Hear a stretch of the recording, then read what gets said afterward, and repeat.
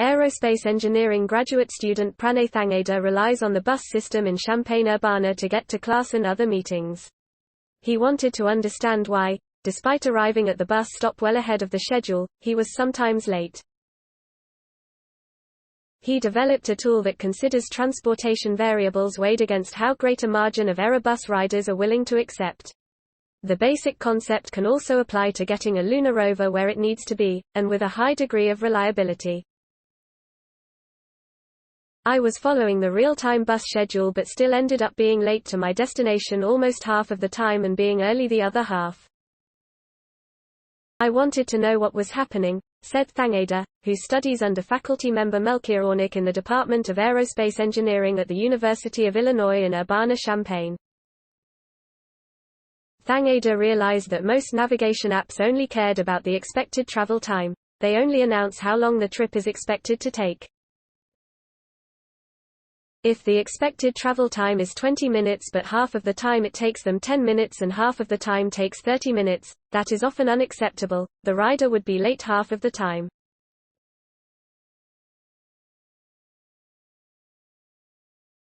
We started the research with Pranay's experience. Sometimes bus riders care about reliability and not just the expected fastest route. They want to have a 90% or 95% certainty that they'll get there in time for their meeting, Ornik said. When Thangeda and Ornik began building the model, they wanted real-time data and a lot of it. We could have collected our own data, but I noticed that MTD's website had a good web application programming interface with open access, so we reached out to their operations manager, Thangeda said. We met with J. Rank at MTD's office, talked over the data and he got it for us in less than a week.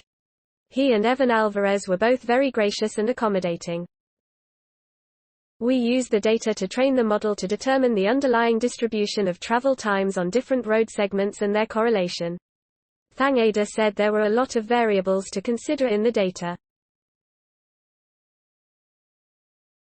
Each factor has its own unique implications on the distribution and uncertainties, Thangeda said. Variations in pedestrian traffic, changes to road conditions due to the weather, bus breakdowns, and other conditions.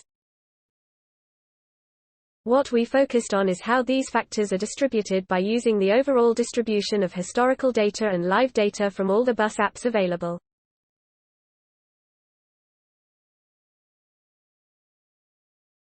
That enhanced the model and reduces the uncertainty, making it more feasible to predict what's going to happen next. This first step in the research resulted in a proof of concept implementation. We showed the model can calculate the trade-off between reliability and expectation between any starting bus stop and destination, Thangeda said. The next step would be to develop an app so users can get the optimum route from any starting point to any ending point. Developing an app will depend upon resources and the time to create it. Ornik said they'd like to develop an app that provides complementary functionality to currently available apps.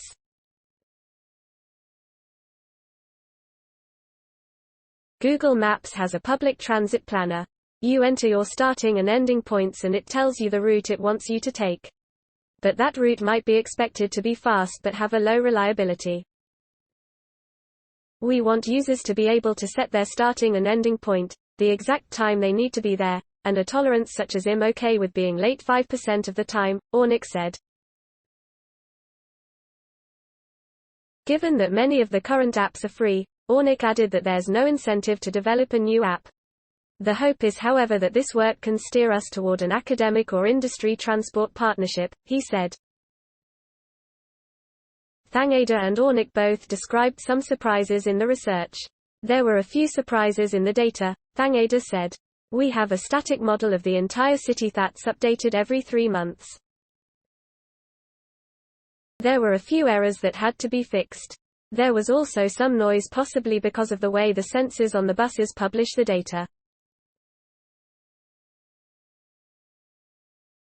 Sometimes the stops were recorded in an uneven order, so we had to spend a lot of time on pre-processing the data.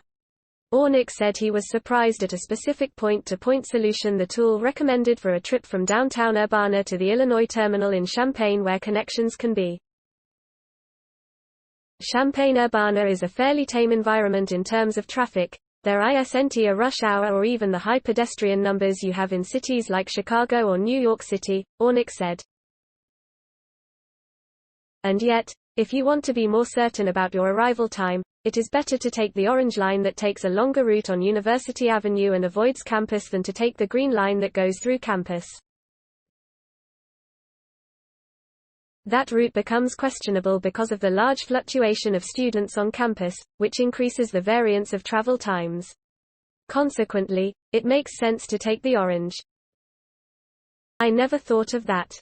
It was very satisfying to work with these data and demonstrate specific practical features like this one in Champaign-Urbana. Ornik said the study only looked at peak times when school is in session. The green line may be a good choice during the summer months when the student population in CU is lower. The same issues addressed in the study can be said of car travel. We are looking for ways to translate this work further away from public transit, Ornik said. The big difference with cars is that there are no fixed routes. In a car, if you realize that the traffic is moving slowly, you can switch to a different road.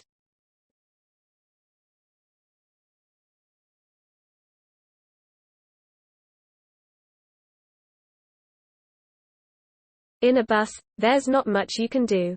This work was partially funded by a 2018 NASA Early Stage Innovation Award, which is not directly related to public transit but has to do with optimal planning. The original case study was on a lunar rover which has the same principles, Ornik said. The rover has an origin and a destination.